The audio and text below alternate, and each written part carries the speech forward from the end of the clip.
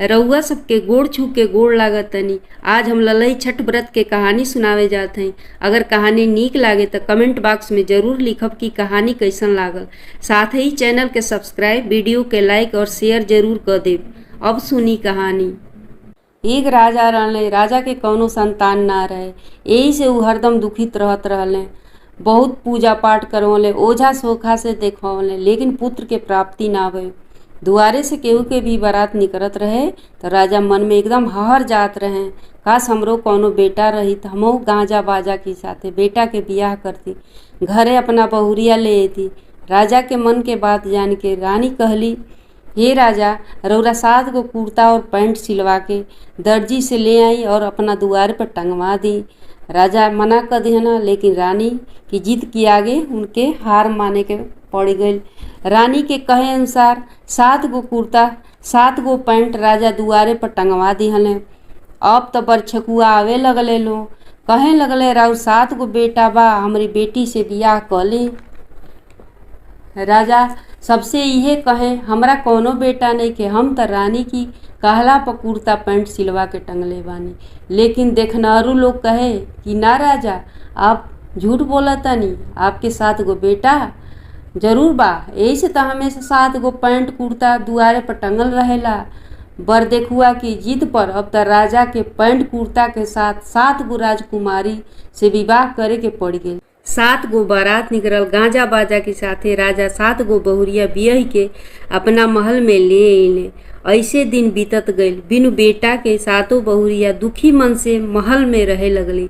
7 बहुरिया के दुखी देख ललई छठ मैया के रही ना गई। ललई छठ मैया बुढ़िया की भेष में राजा की रसोई में आ गईली, जहाँ राजा के 7 बहुरिया खाना बनावत रहली। 7 बहू से मैया कहली, रोज त राजा के नमक वाला दाल परोसल जाला, लेकिन बिना नमक वाला दाल राजा के खाना में परोसिह लो। जब राजा कहिए कि बिनु नमक के दाल कैसन, तो तुहू 7 बहुरिया कह दिया कि बिनु बेटा के बहू कैसन।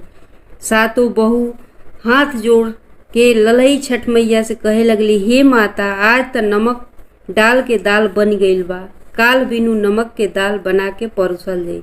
छठ मैया वहाँ से अंतर्ध्यान हो गई।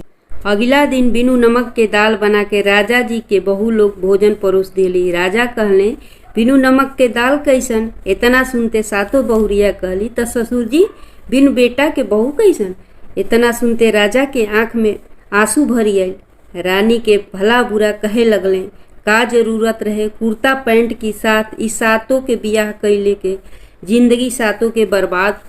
राजा कहे लगले, अब हम जियब ना, गंगा जी में अपन कूद के प्राण दे देब। रानी कहली, हमहू चलब, केकरा भरोसा भला हम रहब। रानी साथे चल दिहली। 7 बहुरिया कहली, हमनी केकरा भरोसा रहल जाई, हमनी भी गंगा जी में जल समाधि ले लिहल जाई। राजा रानी और 7 बहुरिया गंगा में कूद के मरे खातिर चल दिहली।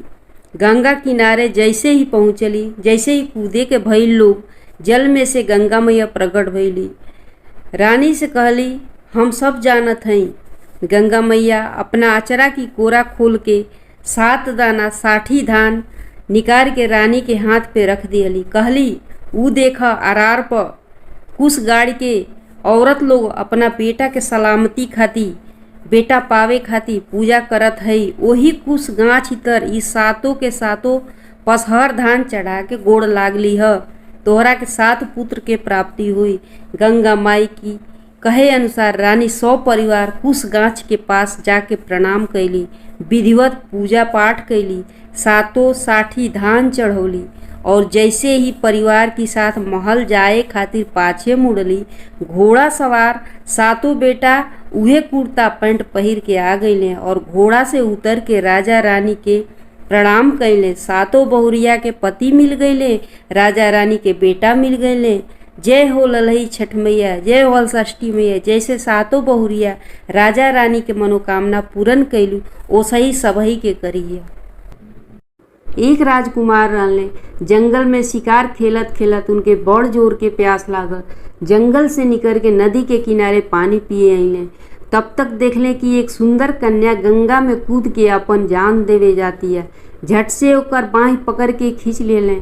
कहे लगले का करे जात बाड़ू, काहे अपन जिंदगी खत्म करे जात रहलू। कन्या रो रो कहे लगली, ये संसार में अब हमार कोई नहीं खे। हम राजा के बेटी रहले, दुश्मन राजा हमरे माँ बाप भाई के हत्या कर दिले, हमरे राज्य पर कब्जा कर लेले।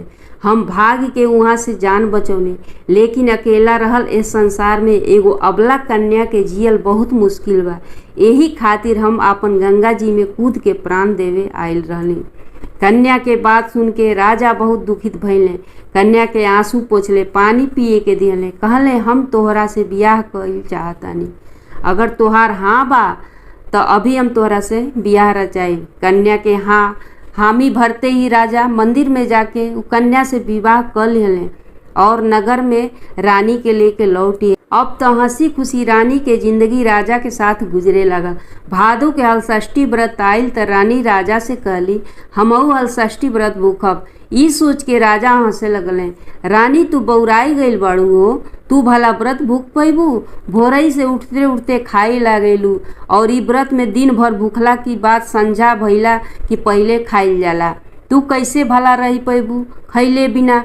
रानी कहली हम रह जाई, रौरा चिंता जन करी, बस हम छठ व्रत के तैयारी करत हई। रउआ झोला उठाई और पूजा के सामान लेके आ जाई।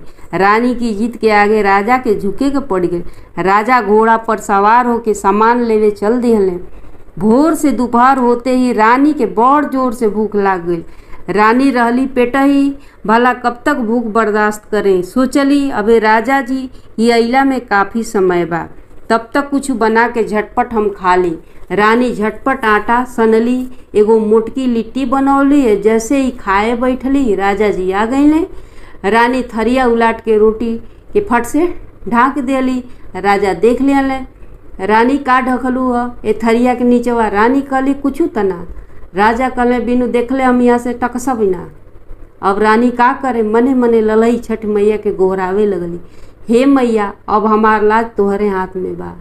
राजा थाली उठा के देखले, देखते चकित हो गई। सोने के लिट्टी थाली के नीचे ढाकल रहे। राजा कहले ई कहाँ से आइल हो रानी? रानी कहली रउआ जब बाजार गईल रही तब्बे हमार भैया लेके आयल रहले। विवाह में कुछ उपहार ना देवे पौले रहले त आज लेके आयल रहले। राजा कहले रानी शायद तू भुला गईल बाड़ू, तू कहले रहलू कि तोहरा नैहर में सबकर हत्या हो गई रहे, दुश्मन राजा कह देले रहले, फिर अचानक ही भाई कहाँ से तोहार आ गई।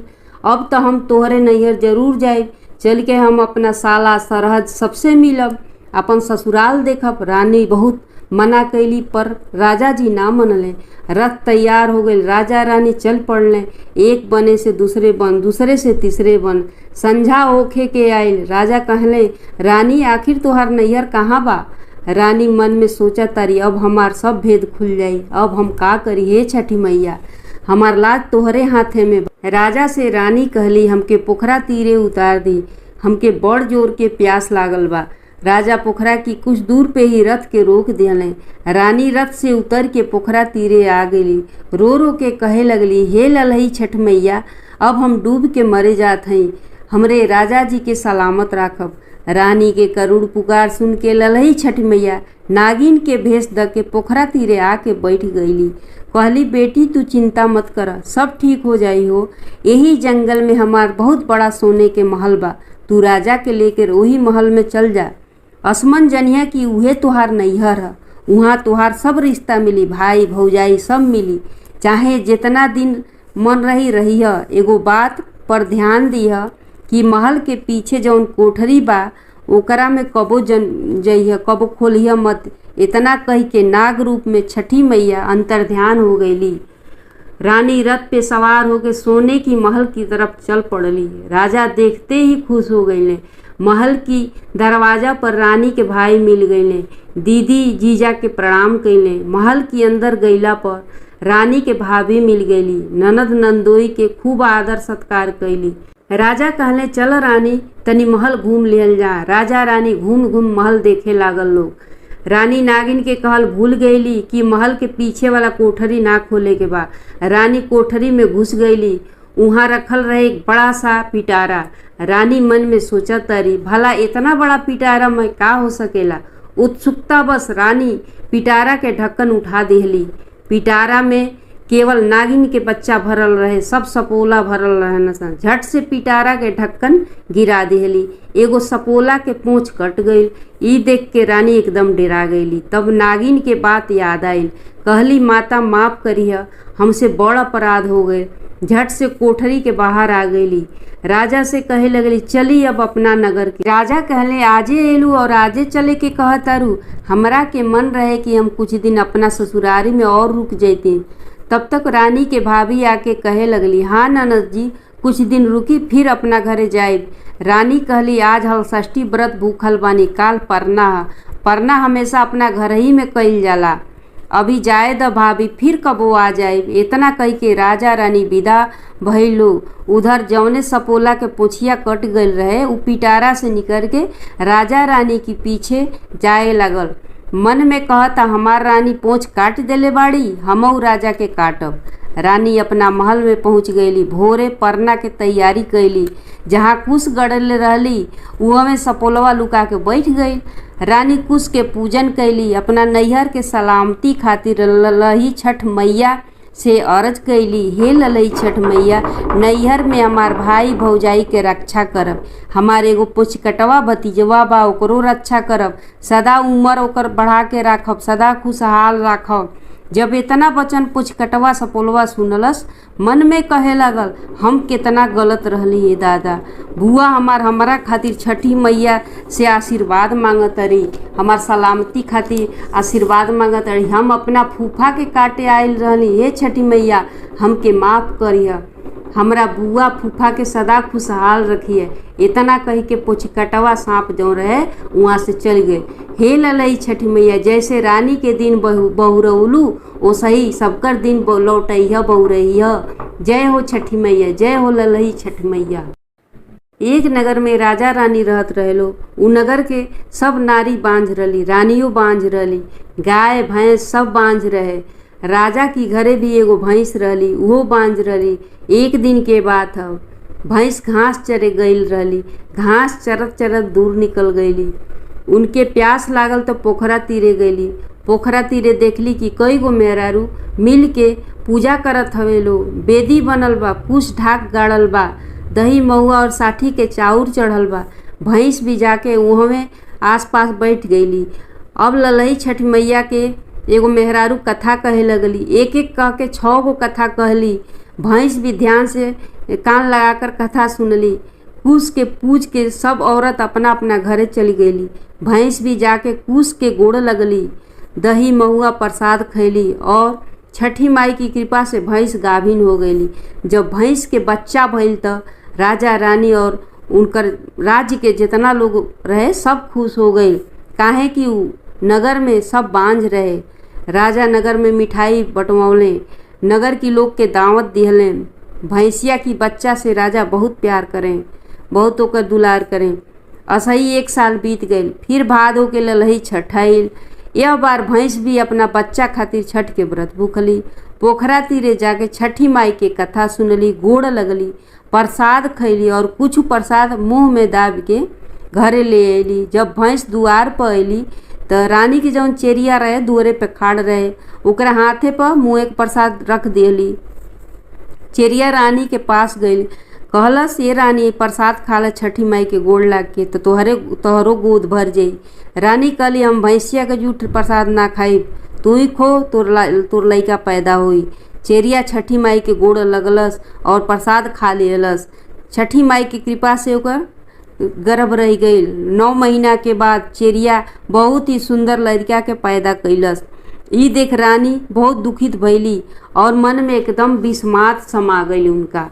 अब तो चेरिया के लड़का जब जब रानी देखे तब तक देख के एकदम जर बुता कि कैसे चेरिया का लड़का हो गई बा, कैसे ही अपनी गोद में लड़का खिलावतिया और हम अबले बांझे बानी।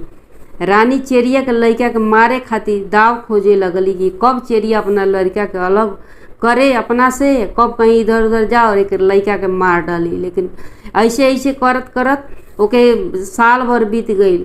और सही 1 साल बीत गई, रानी के मौका ही ना मिलल कि चेरिया के लइका के कैसे मारे। भादो के छठी आइल, चेरिया व्रत भूखलस। रानी से कहलस, हे रानी, हम पोखरा तीरे कुछ पूजन करे जातनी, कथा सुने जातनी, देर हो जाई, थोड़ा हमर लइकवा के ध्यान दिह। इतना कही के चेरिया पोखरा तीरे चल देली। चेरिया के जात ही रानी तलवार उठौली और चेरिया के लइका के एकदम टुकड़ा टुकड़ा काट के और घूरा जो रहे उनके महल के पास में वही पर फेंकवा दिहली। चेरिया छठी माई के पूछ के जब नगर के लौटत बाड़ी त का देखा तारी, उनकर बच्चा घूरा पर खेलत बाना। अपने बच्चा के आंचरा से झाड़ पोछ के करेजा से लगा लेली। रानी भी वही समय आ गईली और चेरिया की गोड़े पर गिर पड़ली, कहली हमके माफ़ कर द। आपन कइल चेरिया के बता दिहली। रानी कहली, आज हम छठी माई के महिमा जान गईली, अगले साल से अब हमहू छठ व्रत भूखब। चेरिया से लेके रानी प्रसाद खैली। नगर में ढिंडोरा पिटवा दिहली कि अब गांव के सब औरत भादो मास के हलषष्ठी व्रत जरूर भूखी। हे हलषष्ठी मैया, जैसे चेरिया के लल्ला अमर कैलू ओसे ही सब परबैतिन सब नारी लोग के बबुआ अमर करिए। जय हो छठी मैया, जय हो हलषष्ठी मैया। एक नगर में भाई बहन रहत रहे लो। माई बाप के तो बहुत पहले ही स्वर्गवास हो गई है। भाई मेहनत मजदूरी क के आपन और अपनी बहन के पेट पालत रहले। बहन जब सयान भैली त एगो बढ़िया घर बर देख के बियाह क दिहले। बहन ससुराल चल गईली, अब इहो अकेले पड़ गईले। ना त रिश्तेदार मिल के इनकरो बियाह एगो सुशील कन्या से करा दिहल लो। उनकी मेहरारू के नाम बिमला रहे। बिमला बहुत ही धार्मिक रहली, कर्म धर्म में उनकर बहुत ही आस्था रहल। समय बीतत गईल, बिमला के एगो लड़का भइल। दोनों मर्द मेहरारू बहुत ही खुश भइल लोग। भादो मास के हलषष्ठी व्रत आइल तब बिमला अपना पति से कहली, हमहू हलषष्ठी के व्रत भूखब। मेहरारू के बात सुन के कहे लगले, हमनी बहुत गरीब बानी हो, पूजा के सामान कहाँ से लाई, कैसो कैसो तो तीनों प्राणी के गुजर बसर होता। बिमला कहली, हमके हलषष्ठी माई पर विश्वास बा, ऊ जरूर हमार दुख दूर करिया, लेकिन पूजा के सामान तो लवही के पड़ी। दूध दही साठी चाउर एकरा खातिर तो पैसा चाहबे करी, कुछ रउआ उपाय करी ना। बिमला के बात सुन के उनकर पति कहे लगले, ठीक बा, लगे तो एको फूटी कौड़ियो नइखे, लेकिन हमार बहिन बहुत अमीर बा, ऊ जरूर कुछ मदद करी। ओकरा बहुत बड़ा जमींदारी बा, गाय भैंस बा। काल भोरे होते अपना बहन की घरे जाके साठी चाउर और भैंस के दूध दही घी मांग के ले आए। अब तब बिमला खुशी खुशी ललई छठ व्रत के तैयारी करे लगली। अगला दिन हलषष्ठी के व्रत भूखली। उनकर मर्द भोरे होते कान्हे पर गमछा ध के बहन की नगर की तरफ चल पड़ले। बहुत तेज घाम रहे, बहन के नगर भी बहुत दूर रहे। भोरई से चलत चलत दोपहर हो गई, प्यास से गला इनकर एकदम सूख गई रहे। आखिर अपना बहन की नगर में आ पहुँचले। उनकर बहन भी वो दिन ललही छठ व्रत भूखल रहली, हलषष्ठी माई के पूजा क ले रहली। अब साठी धान के चाउर रिंझत रहली। साठी चाउर के धोवन कबो नारी में ना फेंकल जाला। साठी चाउर धो के एगो बर्तन में रखले रहली। देखली कि हमार भिखमंगवा भाई आवता, मने मने गरियावत बड़ी, ई भिखारी कहाँ से आ गई, जरूर कुछ मंगही आइल हुई। भाई आके द्वार पे खाड़ भइले। बहिन मन में सोचा तारी एकरा के सबक सिखा दी कि कबो हमरी दुआरी पर भुला के न आवे। बैठे के भी ना पूछली। भाई के बड़ प्यास लागल रहे, एक तो बहुत दूर से धूप में चल के आयल रहले। कहले, बहन हमके एक गिलास पानी पिला दे तू। गुस्सा से बिस्मादल बहन घर के अंदर गईली और जवन साठी चाउर के धोवन धैले रहली लोटा में भर के भाई के पिए के दे दिहली। पानी दिहला के बाद घर के अंदर चल गईली और दुआर के फाटक धड़ाम से बंद कर लेली। भाई दुआर पर खाड़ खाड़ ताकत हमें कि अब बहन निकरी, अब बहन निकरी और कुछ हमरा के देई। लेकिन दोपहर से संझा हो गई, बहन दरवाजा ना खोलली। निराश मन से भाई आंख में आंसू ले ले अपना नगर की तरफ लौटे लगले। मने मने सोचा तारे कि अपना मेहरारू से का कहब कि हमार बहन हमके कुछ ना दियलस। प्यास लागल त तालाब की किनारे गईले, पानी पियले। सोचले थोड़ा पीपल की छाँव में चल के सुस्ता ली। पीपल के नीचे मेहरारू लोग पूजा कैले रहली। बहुत सारा महुआ दही तीना चाउर चढ़ल रहे। जब ई पीपल के पास गईले तो प्रसाद देख के खुश हो गईले। आपन गमछा बिछा के कुल प्रसादी बटोर के बांध लेले और अपने नगर के आ गईले। बिमला दरवाजे पर खाड़ इनकर बाट जोहत रहली कि संझा होखे वाला बा, अबहिन ई ना अइली। तब तक अपना मर्द के कंधा पर गमछा में कुछ लेके आवत देखली। बड़ खुश भइली, मन में सोचा तारी सच में ननद हमार बहुते निमन बड़ी, इतना देले बाड़ी कि पूरा गमछा ही भर गईल बा। घरे अइले पर पानी पीढ़ा देली अपना मर्द के। कहली का दिहले बाड़ी राउर बहिन। गमछा के मोटरी बिमला की तरफ बढ़ा दिहले। कहले खुद खोल के देख ल। जैसे ही गमछा खोलली बस सोने के मोहर चमकत रहे। कहली हमार ननद इतना सारा धन देले बड़ी, बिमला के गरीबी दूर हो गई। हे ललई छठ मैया, जैसे बिमला पर सहाय भइलू वैसे ही सब जग पे सहाय हुई है। जय हो छठी मैया, जय हो षष्ठी मैया। एक गांव में लाली निराली नाम के देवरानी जेठानी रहत रहली। देवरानी के नाम लाली और जेठानी के नाम निराली रहे। लाली स्वभाव से बहुत शांत और धार्मिक रहली। ओकरे उलट निराली दुष्ट और निर्दयी औरत रहली।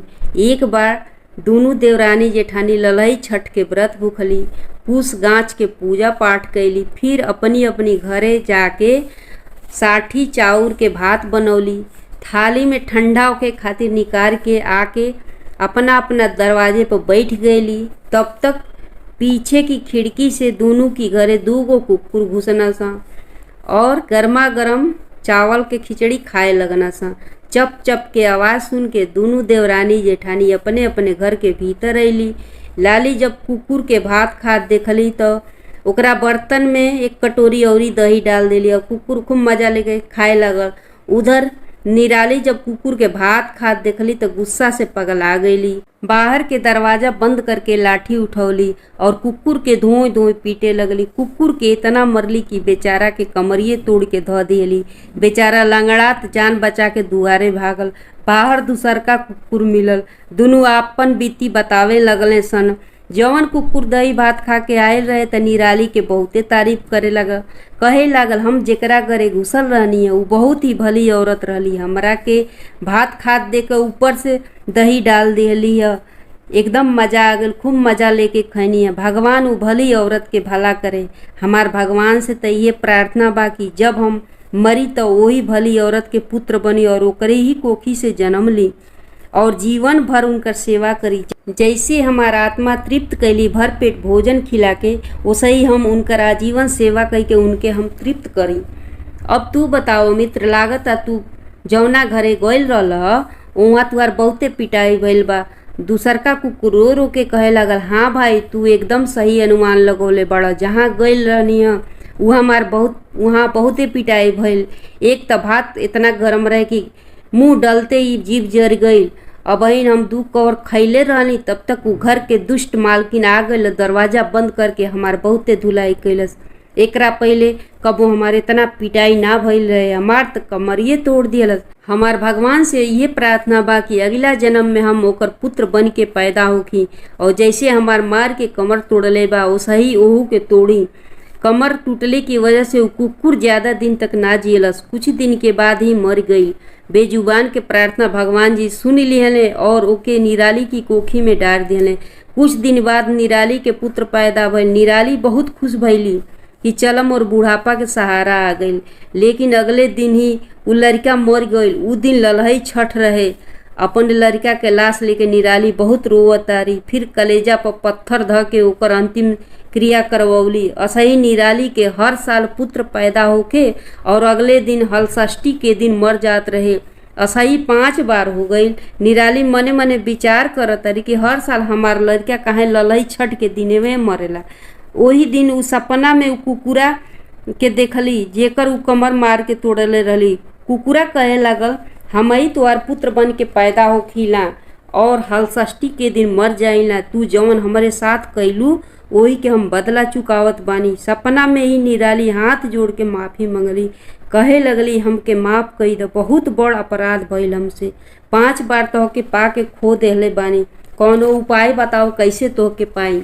तब कुकुर कहे लागल, ललई छठ व्रत में हल से जोतल खेत के अनाज मत खइया, गाय के दूध दही घी मत खइया, कुश के पूजन करिया, भैंस के दही महुआ साठी चाउर से छठी माई के पूजन करिया। हम तोहरा कोखी जन्म लेके जीवित रहब। कुकुर के बतौला अनुसार निराली ओसही पूजा पाठ कैली। तब से निराली के पुत्र जीवित और दीर्घायु होखे लगलन सन। तब से ही व्रत के शुरुआत हो गई। संतान की कामना, संतान की दीर्घायु और सुखी समृद्धि खातिर ललई छठ के व्रत कइल जाला। जय हो हलषष्ठी मैया। एक नगर रहे, उ नगर में देवरानी जेठानी रहत रही। जेठानी बहुते ही अमीर रहली, अन्न धन से उनका घर भरल रहे।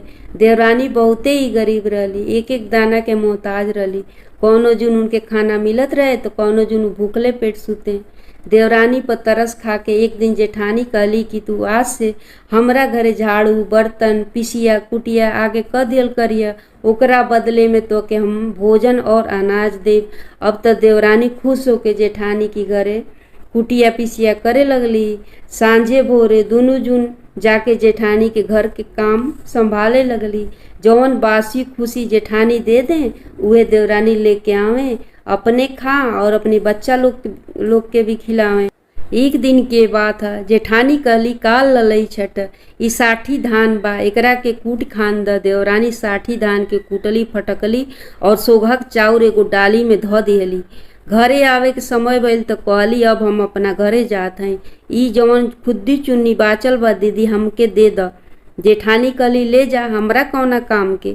देवरानी खुशी खुशी 60 चाउर के कुद्दी घरे लेके आ गईली।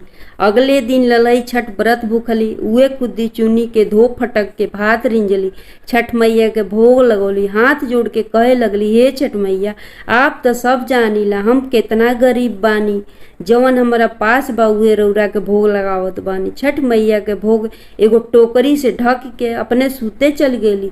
भोर भइल, टोकरी उठा के जब देखली त हीरा मोती जगमग जगमग चमकत रहे। समझ गईली ई सब छठी माई के कृपा बा। अब इनकर हर गरीबी दूर हो गई। बढ़िया मकान बनवा लेली, नौकर चाकर राख लेली, अब ठाट से रहे लगली। उधर जब 4 दिन जेठानी की घरे ना गईली त एकदम जेठानी परेशान हो गईली। का बात यह, ई कूटे पीसे झाड़ू बर्तन करे काहे नेके आवत, चल के देखी आखिर बात का ह। जेठानी पूरा नगर घूमत रह गईली, लेकिन देवरानी के झोपड़ी कहीं ना दिखल। पूछला पर पता लागल उ त बड़ा घर बनवा लेले बाड़ी। अब त झटपट जेठानी देवरानी की घरे आ गईली। पूछे लगली, ई का चमत्कार बा हो, पहले तू हमार दिहल जूट काट खुद्दी चुन्नी खात रहलू, अचानक ई धन कहाँ से आ गई, कहीं तू कुछ गलत काम तो नहीं करत। देवरानी हाथ जोड़ के कहे लगली, दीदी हमरे बारे में ऐसन जन सोची, ई सब तीन छठी माई ललई छठ माई के दया से हमके मिलल बा। रौरा के याद बा जौन रौरा घर से हम खुद्दी चुनी लेके आयल रहली, ओही के साफ कई के हम छठ माई के भोग लगा के टोकरी से ढाक देले रहली। भोर भइल, टोकरी उठा के देखली त हीरा मोती चमकत रहे। हम जान गईली कि सब छठी मैया के आशीर्वाद बा, मैया हमार गरीबी दूर करे आयल रहली। इतना सुनते जेठानी के मन में भी लालच आ गई। अब अगला ललई छठ के बेसब्री से इंतजार करे लगली। भादो के ललई छठ आ गई त इहो का कैली, 60 चाउर कूट छाट के खुद्दी चुन्नी के भात रिंजली, छठी माई के भोग लगा दिहली और बाजारे से सबसे बड़ा टोकरा मंगा के ढाक देली, ताकि बड़ा टोकरा में ज्यादा हीरा मोती छठी मैया जी दी हैं। सूते गईली त नींद गायब बा, कब भोर होके ये सोची बिना सुतले पूरी रात अपन गुजार दिहली। भोर भइल, टोकरा उठा के देखली त देखते ही चिल्लाए लगली, अरे बाप रे बाप, कितना बड़ा बड़ा सांप गोजर बिच्छू बाना कुल। अब त इनका भर घरे सांप गोजर फैल गई न सन। हाथ जोड़ के रो रो के ललई छठ माई के पुकारे लगली, माई अब हमार जान बचाओ। ललई छठ माई साक्षात प्रकट होके कहे लगली, लालची औरत, तोहरी देवरानी के पास तो फूटल कौड़ी ना रहे, बहुत गरीब रहे, पिसिया कुटिया क के खात जियत रहे, जौन खात रहे उहे हमके भोग लगौलस। हम ओकर भक्ति देख के ओकर दुख दूर कैली। तोहरे पास तो हर वस्तु उपलब्ध बा, चहले रहतू त हमके बढ़िया व्यंजन बना के भोग लगौले रहतू, लेकिन तोहरा मन में तो लालच भरल रहे और लालच के हमेशा बुरा फल मिलेला। ललई छठ मैया इतना कह के अपन माया समेट लेली। सांप गोजर बिच्छू सब गायब हो गईले सन। हे ललई छठ मैया, जैसे देवरानी के दिहलू वैसे सबके दिह, जैसन जेठानी के साथ भइल उ केहू के साथ जनी होके। जय हो हल षष्ठी मैया, जय हो ललई छठ मैया। अंगना में बेदिया बनाई भी, कुश गढ़वाई भी हो, सखी ताही बेदिया बैठिए छठी मैया त माई के मनाई भी हो, सखी ताही बेदिया बैठिए छठी मैया त माई के मनाई भी हो। गंगा जी से मटिया ले आई भी, अंगना लिपाई भी हो, सखी फूलवा से अंगना सजाईब, चांदनी तनाई भी हो, सखी फूलवा से अंगना सजाई भी, चांदनी तनवाईब हो। भैंसिया के दूधवा मंगाई भी, दहिया जमाई भी हो, सखी ताही घिउआ दियना जलाई भी, जलवा चढ़ाई भी हो, सखी ताही घिउआ दियना जलाई भी, जलवा चढ़ाई भी हो। गोतिनी दयादिनी बोलाई भी, गीतिया गवाई भी हो, हे सखी छठी मैया दिहली ललनवा मैया के पैया लागबी, सोहरी के पैया लागबी हो। लाली चुनरिया ओढ़ाइब माई के सेनुरा चढ़ाइब हो, मैया कटिए सगरो हम रोबलया माई के कही के सुनाइब हो, मैया कटिए सगरो हम रोबी-पतिया माई से कही के बताइब हो। दही महुआ से भोगवा लगाइब माई के चंवर डोलाइब हो, सखी माई के देखी के सूरतिया तहिया में बसाई भी, देखी के जुड़ाइब हो, सखी माई के देखी के सूरतिया हिया में बसाई भी, देखी के जुड़ाई भी हो।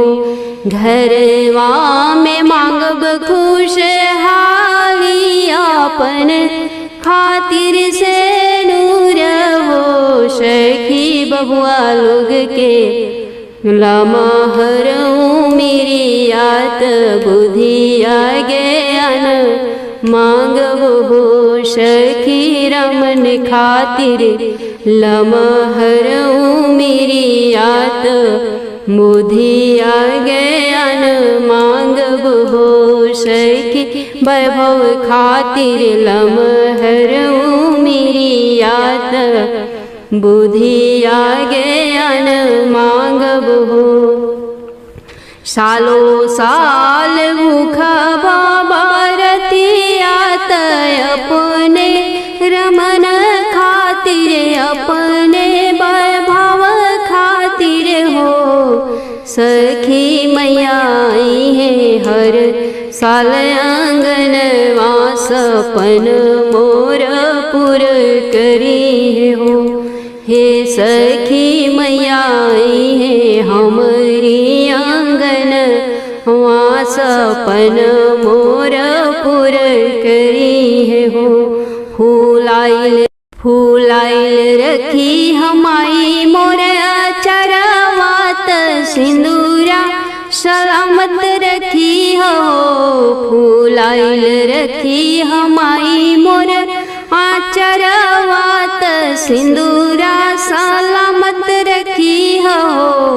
हे छठी माई पूजी ले चरनिया तोहार, हरदम चरनिया के पास रखिया नजरिया के पास रखिया हो।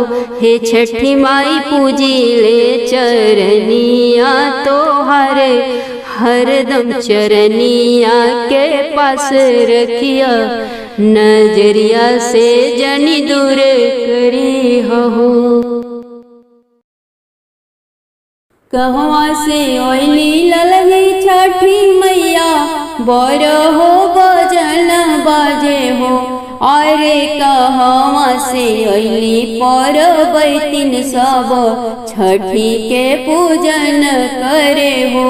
अरे कहवा से ओइली परबैतिन सब, छठी के पूजन करे हो। स्वर्ग से ओइली ललही छठी मैया, बर हो बजन बाजे हो। अरे घर घर से ओइली परबैतिन सब, छठी के पूजन करे हो। अरे घर घर से ओइली परबैतिन सब, छठी के पूजन करे हो। केकरा के दीहे मैया आला धना, केकरा के लैला दिहे हो। अरे केकरा के दीहे गुदिया ललना, अंगनवा गुलजार हुई है, छठी माई सहाय हुई है हो। अरे केकरा के दीहे गुदिया ललना, अंगना गुलजार हुई है, छठी माई सहाय हुई है हो।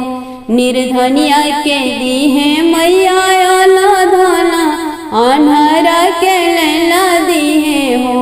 हे अरे बाजनी गुदिया दीहे मैया ललना, अंगनवा गुलजार हुई है, छठी माई सहाय हुई है हो। अरे बाजनी गुदिया दीहे माई ललनवा, अंगनवा गुलजार हुई, छठी मैया दी सहाय हुई है हो।